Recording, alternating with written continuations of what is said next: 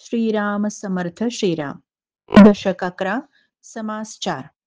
सार विवेक निरूपण. या समासामध्ये महत्वाच्या गोष्टीचा उल्लेख केला आहे.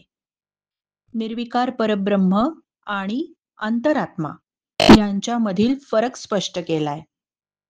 विचारवंत म्हणवणारे लोक शाश्वत आणि अशाश्वत यामध्ये सरमिसळ करतात.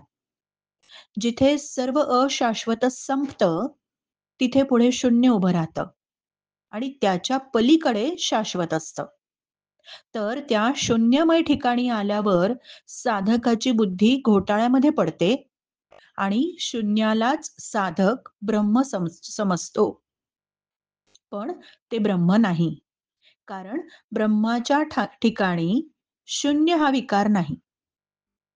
पिंडाचे 4 आणि ब्रह्मांडाचे 4 असे 8 देह ओलांडून साधक जातो तेव्हा त्यात विकाराला स्थान नसतं. तो ब्रह्मस्वरूपच होऊन जातो.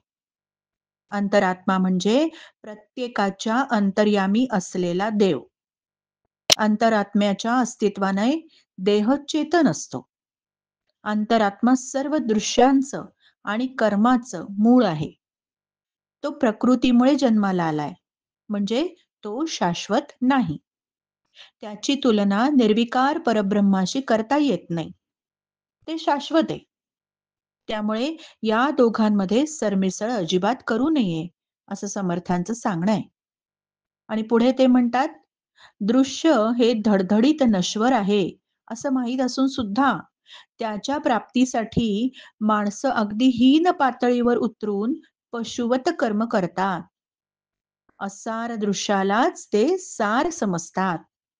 आणि असं समजणं हेच विवेक दारिद्र्याचं प्रधान लक्षण आहे. करिता माणसानी श्रवण मनन पुन्हा पुन्हा करावं. स्टार नोट म्हणते, असंशयम महाबाहो मनो दुर्निग्रहम चलम अभ्यासेन तु कौंतेय वैराग्येण च गृह्यते. श्रीराम समर्थ श्रीराम.